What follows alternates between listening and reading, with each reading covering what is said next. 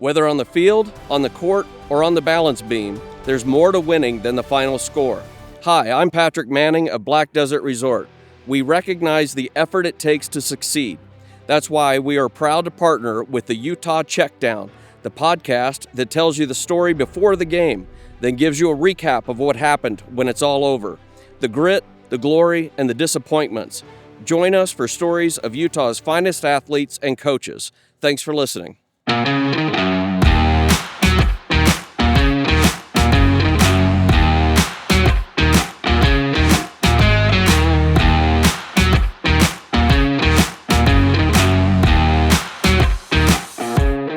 You're listening to the Utah Checkdown Podcast. And now your host, Josh Furlong.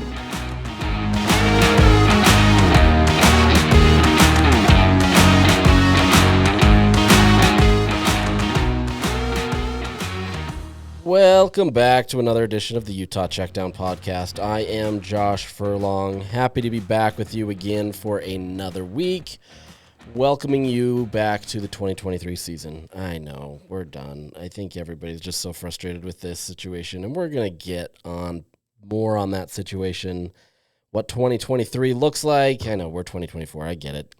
But, you know, you could fool me. So before we jump into this podcast, I want to tell you about our partners, Black Desert, who are helping with the KSL.com Beyond the Game video series. The videos highlight various athletes and give an inside look into their life. Recently, we talked with former Utah offensive lineman Garrett Bowles about how a second chance at life allowed him to pay it forward to troubled youth. You can check out that video and many others on KSL.com. Black Desert is a new resort destination in St. George that features a championship Tom Weiskopf 19-hole golf course that combines a private club feel with destination resort golf amid lava fields and 360-degree vistas. Black Desert is changing entertainment in southern Utah, and they're just beginning. Black Desert, where remarkable is within reach, home of the Black Desert Championship PGA Tour, which takes place this week. So give that check that out. That'll be some great sights down at the Black Desert. It's a beautiful facility. So, give it a check out. All right, so let's jump into football. Man, we're back, and it's game week, and hopefully you've had a chance to cool down from last week. I know, fans online were not too happy, and I get it. You lose at home, a place that you don't usually lose.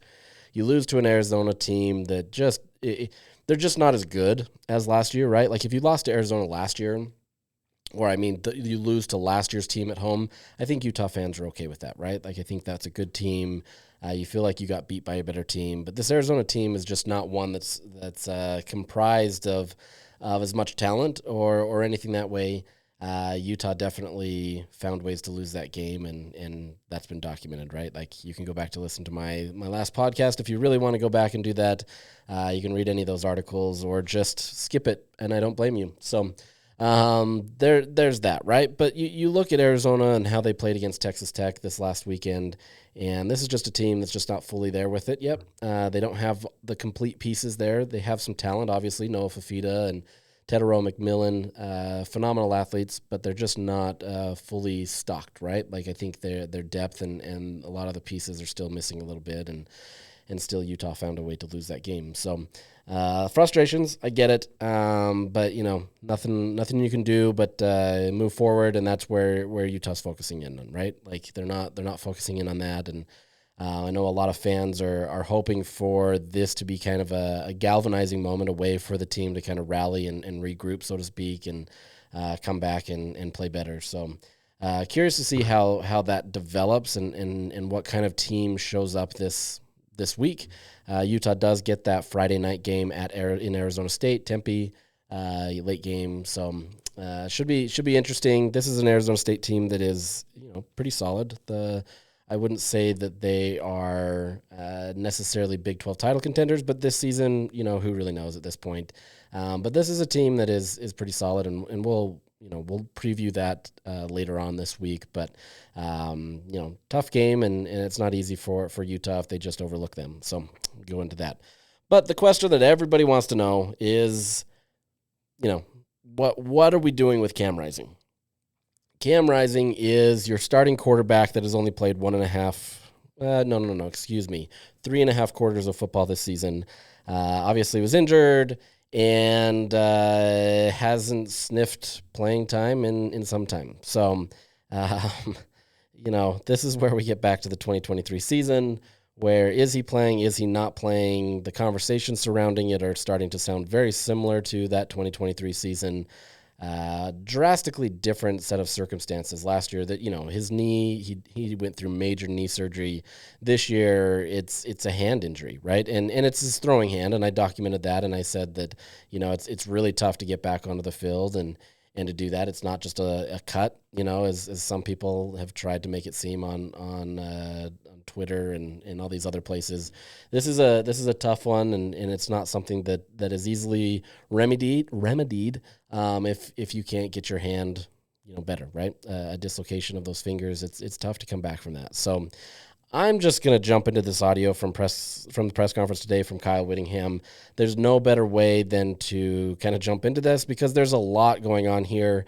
I thought about breaking this up into pieces and kind of going at it one by one. Probably should have done that at the end of the day. I did break it up. I just decided to keep it together. So we're gonna go through the whole thing because the first, I think it was like 5 questions of the press conference outside of an initial one from Justin was what we're all about this situation, right? What is going on with Cam Rising? How are things developing and that kind of stuff? So I'm going to play that, and we'll kind of go from there. It's a long one. Bear with it. It's probably about 3.5 minutes, but this is going to be fun. A week ago, you said Cam Rising will play as soon as he gets the go-ahead. Is that go-ahead from the medical staff or the coaching staff? Medical staff, without any other input. I mean, we're following the recommendations.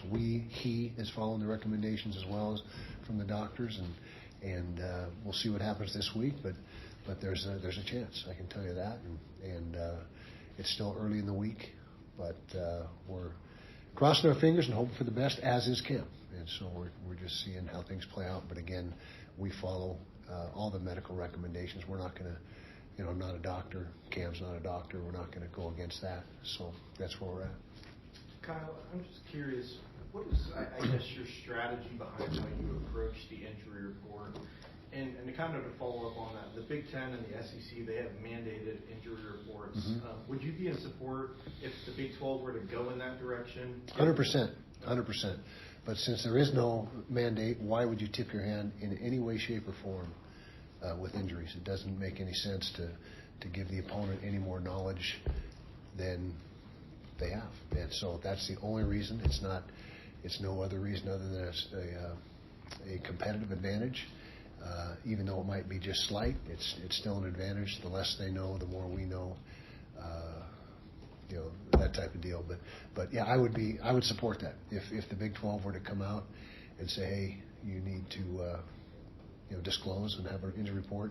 But I don't think it should be conference to conference. Again, I think P4 should all operate under the same guidelines, the same rules, regulations. And right now, it's all over the place. And so I would be in favor of whoever would make that call for all P4 conferences to be aligned and have a consistent way of handling and dealing with injuries.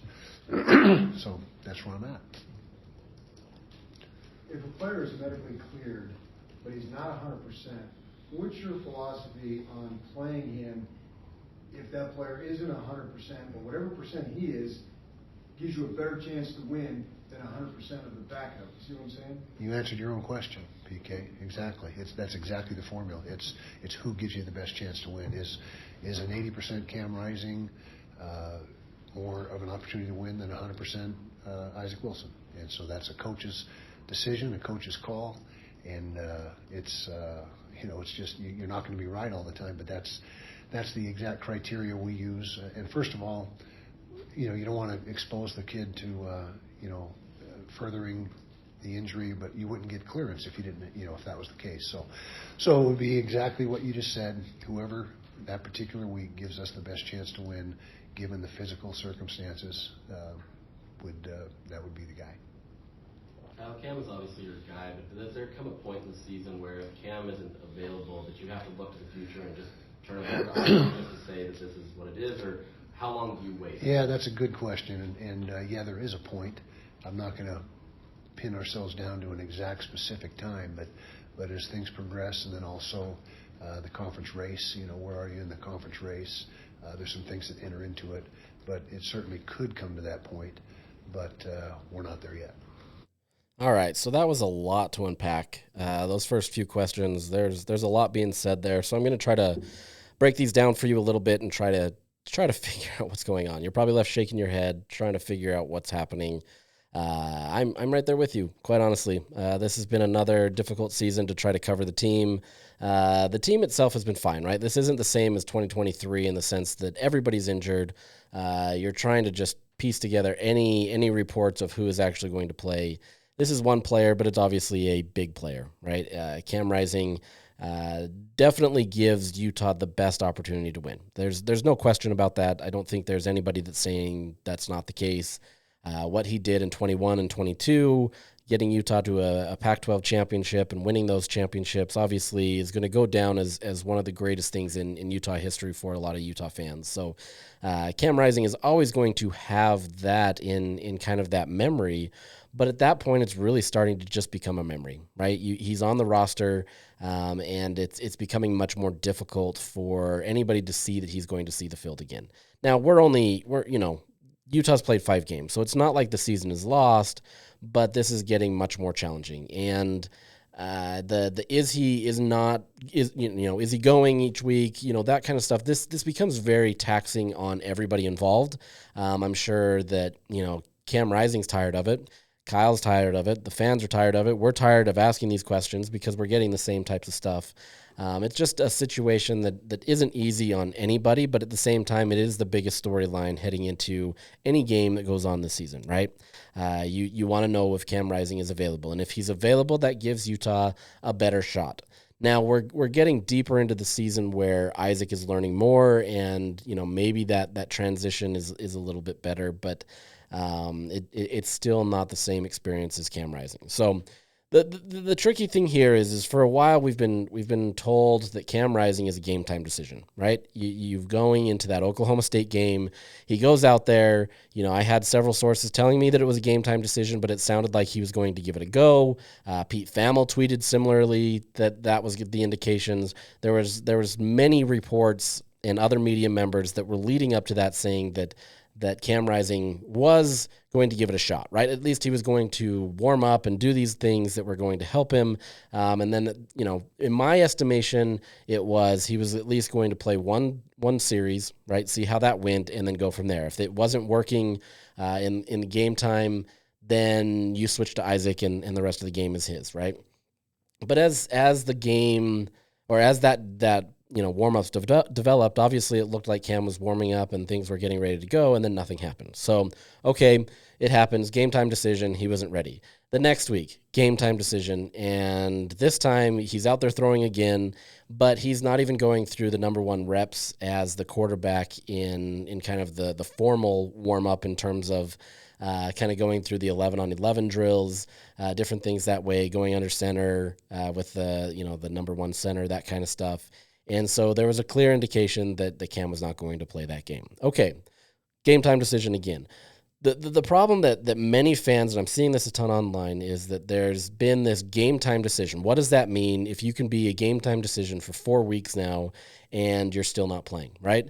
Going into this game, I'm going to assume that many people are going to call him a game time decision again. Now, if you listen to that audio, Kyle's saying there's a chance it's early in the week, but cross your fingers. That doesn't sound like any indication that Cam will likely get the nod this week. And at this point, honestly, it's going to the point where if Isaac Wilson is your guy, right? Like he's going to be your starter until he's not. And what a surprise that'll be. I think that's maybe the mind shift that fans have to have, and the expectations that they have to have is that go into this game, unless Kyle Whittingham, completely says Cam Rising is playing this game, which I don't believe he'll come out and say that. It'll still be one of those situations where he trots out on the field and maybe he gets out there or not.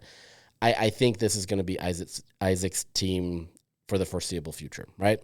So this is the tough spot, because all of last week, Isaac Wilson took the number 1 reps. I've had it confirmed to me from multiple people. He's taken the number 1 reps. That's not a surprise. I'm not breaking any news here in terms of that, other than Cam is just not ready to go yet. He's not cleared. Kyle had previously said with this game time decision that he had been cleared. He just isn't ready to play. He wasn't 100%. Today, he further clarified, as you just heard, that he's not fully 100% and not medically cleared. I think there's still some nuances there that I want to get cleared up, and we didn't get a good chance there. I think many of us were a little kind of surprised by it. That's not to say that we couldn't have had a follow-up question, but these press conferences don't always go easily in the way that you can get follow-up questions.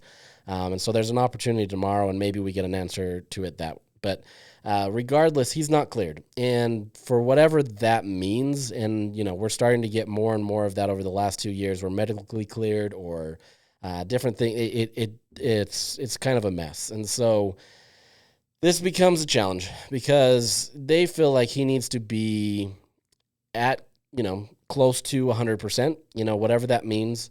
Obviously, you want him to be as close to that as possible. But as Kyle said, you're going into this knowing that Isaac is going to give you a better shot because he has the better opportunity based on where Cam is in his progress. To me, that sounds like this is still a while to go. And I'm speculating, right? At this point, anything is speculation because that's all we've got.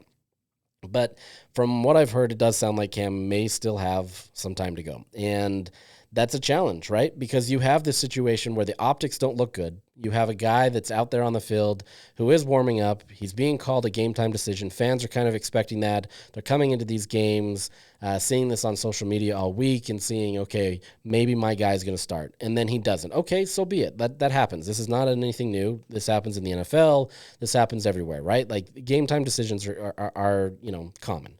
But at the same time, when you're continually going out through this and making it a challenge where game time decision is turning into this could be 4 to 6 weeks, is it really a game time decision? So I think that's where that frustration is coming with everybody, right? You want to know a good timeline.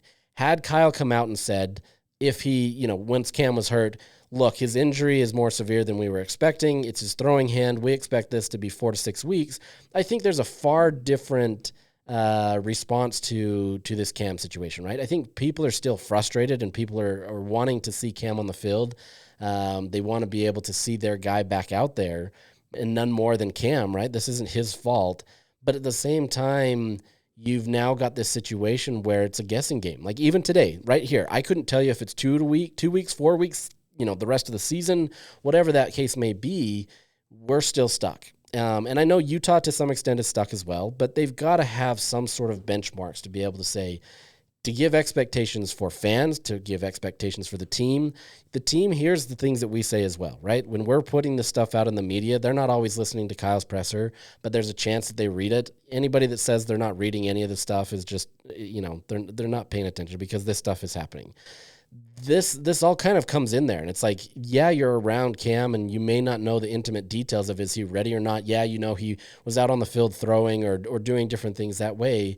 But until Kyle comes out there and says specifically, this is what the situation is, this becomes a guessing game for anybody. For a long time, everybody just thought it was a scratch on his hand, right? Everybody's like, oh, his little boo-boo, he's going to be okay. I get it. Like, that's a frustrating thing, right? Like, it's just like, oh, man up and play. Now, I'm saying that's what the fans are saying, right? This is not that situation. He's never had that situation where it's just been a scratch. It's just been a little cut. He's going to play through that kind of stuff. This is a very serious hand injury, and it's tough because it doesn't appear to people to be this serious thing, right? And you're seeing this brace come out, and I've tweeted about it, and a lot of people have shared it online about what Cam's wearing. So I think you're starting to get a better understanding of it. But this is the situation now where everybody's frustrated. Everybody wants to see this, and a lot of this could have been changed by a injury report or just the phrasing on how this goes. But as you heard with Kyle, until there is a mandated injury report, whether that be from the Big 12 or that's mandated from Power 4 and general NCAA, whatever it may be, there's no real governing body, and so there's nobody other than conferences to do it. I don't know who Kyle would be looking for to make that decision for all of Power 4. There's a bunch of different committees of all these conference commissioners that meet, but there's not one body that says this is how it's going to be unless they all agree to it. So, he sees it as a small competitive advantage. And, personally, I would argue that there's not much, but coaches are going to take whatever competitive advantage they can get. The problem is with injury reports, they're not going to be the cure-all to this, right? I know a lot of fans are frustrated with this. I understand it as well. You want to feel that if there's an injury report that we would have a better understanding of what Cam Rising's injury would be or what it is. The reality is there's not many guidelines that come into this, barring them saying, give a timeline of return or what it may be. A lot of times it's going to still say questionable. It's going to say game time decision, hand or whatever that may be. That doesn't give us any more information than what we've got now. If that injury report comes out and it does give a timeline, expected to miss 2 to 4 weeks like the NFL does, or put him on kind of like an IR type situation, an injury reserve situation, and you have a mandated, you have to be out 4 weeks, those types of things, that stuff to me would be much more beneficial. I think that's what I'd advocate for. I think that's very beneficial for the fans. It's beneficial, the quiet part being spoken out loud is the betting community. As this world grows in the betting community, these injury reports are important. I will note on that point, because I've taken some flack from some betting people, and I'm not going to name names because I'm better than them. But if you're betting on games because of an injured quarterback, and you are blaming me for that, that's not my problem. Don't bet on games that have an injured quarterback. Maybe look somewhere else, but that's just me. So, this is the situation where it's not easy, right? Like it's not easy for everybody, but unless there's something there that says a specific timeline or different things that way that indicate what the injury is, that's nothing's going to change. And so you can advocate for an injury report and you can be all for that, but until that happens in the way that, is going to be beneficial, this is still the same situation. So that is what it is. The real problem here is now Utah's essentially at a crossroads, right? They've got this guy that they want to get back on the field. He's always been that quote-unquote alpha guy that Kyle Whittingham talks about. He's the guy. He's the leader of the leaders. He comes out there and he rallies this team. But we're now this far into the season, and like I said, you're not quite halfway there, but you kind of are, where the season is starting to turn and it's turning into Isaac's team. Right? And that conversation is going to only get louder the longer that Cam sits out. Once again, to no fault of his own. Cam wants to be on the field, as Kyle's mentioned. Cam's mentioned it. Anybody that I've talked to has said that he wants to be on the field. There's no indication that he's just trying to milk NIL money. And I know money gets thrown into this, and I talked about this last time, and I kind of get bugged by it because it's kind of frustrating. Guys are going to make money however they want, and if you want to invest NIL dollars into him, I don't want to say it's your fault, but at the same time, that's what it is. At the end of the day, NIL should be used for a personality, right? Like it's your name, image, and likeness. It's not meant to be pay for play. And unfortunately, it's turned into pay for play until the NCAA changes that, or there's some sort of regulations, a collective bargaining agreement, some sort of things that does that. So I get it. If you're giving your hard-earned money, and kudos to you that are doing that, because that takes a lot of effort. You're giving your hard-earned money to a collective or the university to be able to support this stuff. It's frustrating, right? You want to see things. You want accountability. You want different things that are going to take place to help that. And so I get that, right? You see Cam Rising laughing on the sidelines, which I think is absurd that people are frustrated that he's laughing on the sidelines. What do you want him to do? Be miserable the whole time? Do you want him to be Eeyore on the sidelines? Like, let the guy live, right? Like, he can laugh. He can have fun. Like, that doesn't change who he is as a competitive player. This is a guy that wants to be out there. But with that said, the longer this goes on, the louder that conversation is going to get about just completely replacing him with Isaac Wilson. At the end of the day, Utah has to do what's best for itself, right? This is getting more and more to be like a business. It's not quite there yet, and I could argue that it is, but it's getting more and more to that level. And so these teams, they're not looking out for this guy because he's done this for him. And don't get me wrong, if Cam is available at any time, I still have to imagine that they kind of take that look at him and say, what's going on? We're going to start him and everything's going to be great. But where it goes on is you've got to look now for Isaac's future. At the end of the day, Cam is not your future, and he might be able to come back and get you maybe to the Big 12 championship game and maybe get you another championship. Those would all be great for Utah fans, right? Like, I get you understand that, you want that, but at the same time, you also have to project to the future. And right now, Isaac is getting those reps that are going to be very beneficial for who he is moving forward, right? He's making incremental progress. He's doing the things that he needs to. Every single week, he's taking a step up. And are there things, yes, that he needs to improve? 100%. Nobody's lying about that or saying that he's arrived yet or he's this phenomenal quarterback. I think you're seeing these things where, it shows promise and there's some things that he says where you just kind of shake your head like, holy cow, I can't believe he did that. Those are all great things, right? Those are promising. Those are great things. But on the same vein, you're going to shake your head of like, I can't believe he threw that.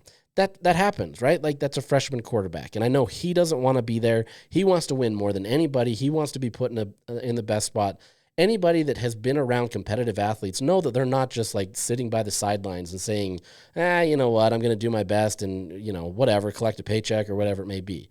These guys have worked their entire life to be able to be into this moment, to be in this situation so that for 12 weeks in a year, they can put out their best effort. And not every week is going to be that best effort, but they're doing their absolute best to be out there. I'm not here to kind of sit there and defend them and do all that, but like I get to see an inside look at what these guys do, right? I get to understand them. I get to talk to them. I get to see what their mental makeup is like and how they process these things and where they go. These are very driven people who know what they want. Very few of them are just coasting by. There's players that do, right? They've got a God-given gift that allows them to play at a high level, and they don't maximize it to their potential. I get that. But majority of these people, Isaac Wilson included, are very motivated to improve, to do better, and to get where they need to be so that they can kind of continue whatever dreams they may be, right? It may just be college. It may be the NFL. It may be nothing in the very end, and they may go into the business world at the end like the rest of us, right? Like that's the nature of what this is, but these are very highly motivated individuals that are trying to do their best and are out there trying to improve each week. This is exactly where Isaac Wilson is. That's where Cam is. He's trying to do his best. Unfortunately, he's got an injury. And unfortunately, that timeline shrinks. I mean, his timeline has been really long, but at the same time, he's been injury prone. He's had an injury every single season that he's been at Utah, and that just becomes a challenge for him. And so this is where Utah has to make that distinction, right? They have to decide at what point do we just turn it all over to Isaac. And Kyle said there that, he's not going to give a timeline. He's not going to give anything. And I don't think he should, right? I think that puts unrealistic expectations on people. It also kind of paints you into a corner that you don't want to be in. But they're going to look at this as a conference race, right? If Isaac is still winning and everything's going well, do you ruin that? Do you, how do you kind of jump into that and put a new quarterback in there? Maybe you go look at this Alex Smith, Colin Kaepernick situation back when they were in San Francisco, right? Do you go with the hot hand or do you go with the guy that was back and gets injured? Still a shady situation. I don't love how that one went down, but there's truth to going with the hot hand. If Isaac is still doing it, he's not rusty. He's in the moment. He's got everything that he needs to. But on the same side, if Utah, drops a few more games, if there's some of these games where they just can't get right and they're not in the mix of the conference, championship, the season's essentially lost because that's what you're playing for. Yeah, you're playing for a bowl game, but bowl games don't really mean much anymore. You're playing for that 12-team championship or 12-team playoff for the championship. If Utah's out of that mix, you then have to look probably even closer at Isaac to be able to say, okay, he's our future. We're going to take our lumps. Even if we lose the next 3 games of the season, yes, it could come to your, hated rival BYU, whatever it may be, but at least we know we're making the progress to develop ourselves for next year. Nobody wants to play in a season and say we're going to develop for next year. All these teams that tank for players in the NBA draft or the NFL draft or any of these different things, that's not easy. You don't want to be on a team that loses. And then part of that, there's a culture of losing. You don't want to be in that situation, but there does come a sunken cost situation where you say, okay, at this point, we have to look at the future and we have to come in and we have to and say that Isaac is the guy. I don't know when that time is. Honestly, if Cam is not ready by the second bye, the week before BYU, I have to think Utah looks very seriously at that. At that point, you only have a few games left in the season. If Utah's still in the mix for a Big 12 championship and, you go into that BYU game and that's Cam's first game, that's tough optics, right? I know Cam wants to be in that game more than anybody because he's wanted to play there.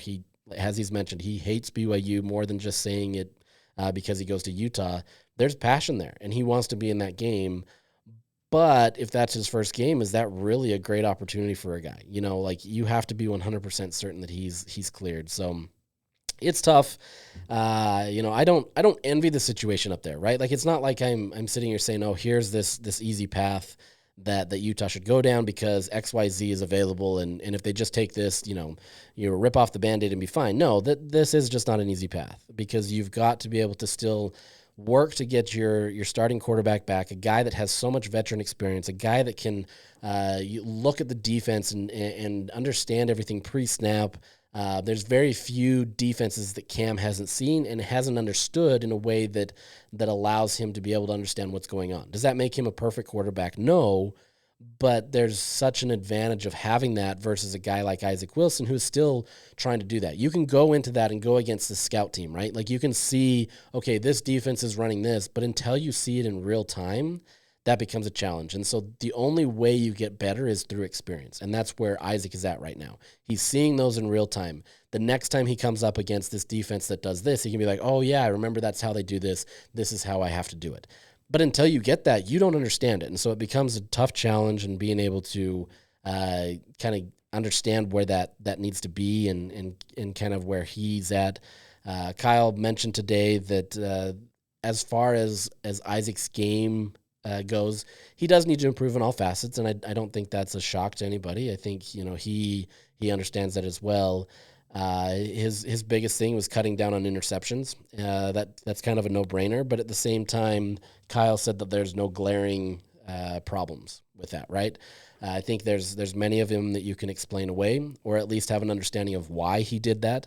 The interceptions that drive you crazy are the one where it was just those, why did you do that situation? How dare you throw that? Even his first interception against Arizona, I've heard from people that there's an explanation as to why that maybe was a little bit more challenging for him. And I'm not going to go into details of that. But there are challenges there, and this isn't anything crazy. I'm not trying to say that there's some big thing, but there's reasons, right? And some of those are excuses for it. And at the end of the day, it doesn't really matter what those excuses are. You have to perform on the field, and you take it for what you can, and try to improve and move on to the next day. So Isaac is going to continue to try to improve, and that's his job. He's getting into the film room a ton. He's working with his quarterback coach and Andy Ludwig and different people to be able to help him prepare while still being a student. And I know the student aspect doesn't really compute as much as it is, but this is still something that they do, right? They're still having to take classes. This is his first opportunity to play meaningful snaps while juggling all this kind of stuff. It's not easy. And so you're trying to balance all that while still trying to improve. At the end of the day, this coaching staff is not giving him a short lease, right? Like, this is not one of those things where in years past where you had these quarterbacks looking over their shoulder under Kyle Whittingham and saying, okay, am I going to get a few reps or what? It was Travis Wilson, or is it Kendall Thompson, or is it Tyler Huntley, or is it this? There were so many different scenarios where guys were looking over their shoulder. They had to perform, and if they didn't perform, they were going to be, on the sidelines 2 drives from now. This is one where Isaac is the guy, barring him getting injured, and nobody wants to see that because I think this whole season would just go crazy. But if Isaac gets injured, I think their backup plans just aren't as good. Kyle had mentioned today that there's no indication from the staff that they want to move on from Isaac. Brandon Rose or Sam Heward aren't really the option right now. So it's not like he has to look over his shoulder and say, okay, I'm going to lose this. That goes both ways. You want to have that competitive drive and have somebody forcing you and pushing you and doing more.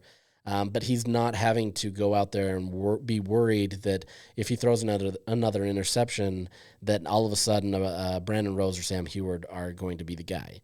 At the end of the day, Isaac Wilson is the guy, right? He's it. And if you have to go into the depths of the rest of your quarterbacks, I don't know that Utah really has an answer right now. I think they see promise from Sam Heward, but at the same time, trying to come in there a month before fall camp is not an easy situation, and that offense becomes far different than what it is right now, right? For as much as Cam Rising knew the offense, and as much as Isaac Wilson knows the offense, you've got a guy that is going to have a much more simplified situation at Utah because he just doesn't know what Andy Ludwig does, and so they have to peel it back and do what they need to there. Brandon Rose, he understands it from a conceptual standpoint. He understands the playbook. He's been in the system for a long time, but execution on the field is another. And he hasn't yet shown that he's been able to be there. The fact that Kyle is not, trying to put him in the mix, or the fact that he wasn't able to beat out a freshman quarterback, right? And I think a lot of people understand that Isaac has a special opportunity and that he can be special for Utah, but, it's going to take some time. So there's not really any concern here. Obviously, if Isaac starts to backslide and he's not making the progress on a week-to-week basis that he has been, that changes things. I still think at the end of the day, Isaac is probably your best shot, and that's good for him because he can continue to go out there and compete. But it's not an easy situation for the team, knowing that once again you're one injury away from now being in true despair. And I don't know if that changes the nature of the Cam Rising situation. I would think not, because the way Kyle approached it today with that PK question is that, he wouldn't have been medically cleared. And so even if he's not been cleared, then, he's not going to be out there on the field to be there. So like if Isaac goes down, that would indicate that somebody like a Brandon Rose or a Sam Heward would get those reps, because in theory, Cam isn't cleared. I don't know. Like, honestly, it's a mess. I don't know that there's an easy understanding to this. I feel like we're going in circles, and so it is what it is. But we're well into this podcast, and all we've talked about is quarterbacks, and that's the nature of it because that's where we're at. So before we kind of wrap up this podcast, I want to kind of jump into the state of the Big 12. As you've probably seen, now that you're paying attention more to the Big 12 than maybe you had previously done. Obviously, the narrative around the conference was that this was a conference full of parity. And it wasn't a league that had necessarily that one star team. Utah fans contended that it was them. I still think Utah has that potential, but I think that has been lessened by the fact that, you have now a freshman under center. And I think that's no knock on Isaac. It's just the nature of where you're at, right? There's going to be things that are a challenge for a freshman, and one week he's going to have a great week and look like this star, and other weeks it's going to look like he took a step back. But that's just where Utah's at now. So for as much as fans want to be able to, and I'm not getting the sense that fans are still thinking, they're puffing up their chest and calling themselves the champion of the Big 12 before it's even happened. I think there's been much more realism based on kind of the situation with Isaac, but I also think there was realism in the sense that Utah felt confident that they could go into the Big 12 and run the conference. And I think if Cam was healthy, I think you do see that, right? I think this is a team, the way it's structured, the way they have depth at pretty much every single position shows what they can do.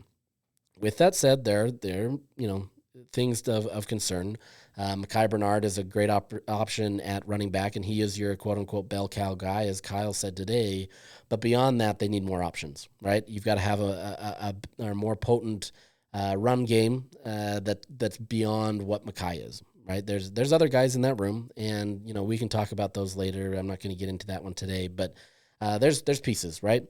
You got a secondary that's still, trying to improve and get that experience as well with Kenan Johnson out there. They've done well with Cam Calhoun and Elijah Davis and some other players that have been filling in different roles. But by and large, this is still a team that structurally has what it needs to. That offensive line did struggle against Arizona, but it grades out well from a week-to-week basis and has been pretty solid. So all in all, this is a team that can still compete for a Big 12 championship. And I still think they can do that with Isaac Wilson. I think it becomes much more of a challenge, and as these games develop throughout the season, that becomes a bigger, challenge for him to be able to master. But you're entering a stretch of the schedule where things should be easier. But as we've seen, you lost a game to Arizona. And Arizona, although they were picked to be near the top of the conference and be a decent team, I think they're probably more of the middle of the row, maybe even to the bottom of that, that standings. And we'll see. We'll see how it pairs out. And they obviously have a tough test against BYU on the road at Provo. So we'll see how those two teams stack up. And we'll see how serious BYU is contending for a Big 12 title versus Arizona and kind of where they're at. So interesting there. But this is a conference that has two teams that are undefeated, Iowa State and BYU, both on Utah's schedule. And so this is a situation where, as frustrating as things are for Utah still controls its own destiny, right? You lose another game and things become much more challenging. But all the teams that you have ahead of you are essentially teams that are going to, they're not all going to compete for a Big 12 title, but at least they're teams there that if you win, you're set up for success, right? And so Utah is still well within this. This is a conference that I don't think there's going to be anybody that comes out unscathed. I'd be surprised. Maybe Iowa State does. Maybe BYU does. Once again, I'd be surprised. But all it takes is to stay hot and for these teams to continue that momentum and to keep things going, and a little bit of luck sometimes. But it happens, right? Utah at the end of the day has to play for either one or two, right? If you can be in the top two, you're fine. And so you don't have to win the conference outright. You just have to be in one of the top two spots. So everything is still on the table for them.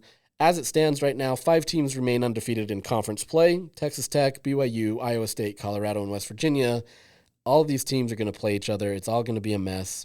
The only 3 teams that are essentially out of contention at this point are probably Oklahoma State, Baylor, and Kansas. They all have 3 conference losses. I can't imagine a situation where any of these teams gets back there. If a team with 3 losses is getting into that championship game, this has turned into a way more wild season than I think many expected. I think, there was a lot of parity in terms of how people thought this was going to be, but I don't know that 3 losses was kind of there, but who knows, right? It's a week-to-week thing. All it takes is one team getting hot, as we saw this weekend when unranked teams beat a lot of these ranked teams. If a team gets hot and catches you sleeping or catches you with your pants down, whatever that phrase is, that it's real easy to lose. And Utah found that out last week. Not that I think Utah wasn't taking Arizona seriously, but I think there's some of that where you can kind of read your own press clippings and say that Arizona's not that good, and we're going to walk through this game and everything's going to be fine. It didn't happen, and now look at where Utah's at, and you have to hope as a team that you can regroup and refocus. So it's going to be fun coming down the stretch. You've got 4 ranked teams in the Big 12 right now: Iowa State at 11, BYU at 14, Utah at 16. They move up 2 spots on a bye week, so you win the bye week. Congrats. And then Kansas State at 18 with a couple teams, in the mix in the receiving votes category. But this is shaping up outside of Iowa State right now. This is shaping up to be a one big league, right? You've got to have more of these teams up there closer to the top 10 or being in the top 10, competing at a high level to get 2 teams into the big or the 12-team playoff. But as it's shaping up right now, it's not going to be that way. You've got a lot of these SEC teams and Big 10 teams, maybe some of these ACC teams jockeying for position. So really, there's only one shot, and that's winning the Big 12. So it becomes a challenge. If any of these teams can continue to win, and maybe some of the other teams around them lose and around the country, that allows these teams to move up in the rankings. But it's not going to be easy. I mean, the crazy thing is had Utah won against Arizona, obviously they were in the top 10, and so they were going to be high.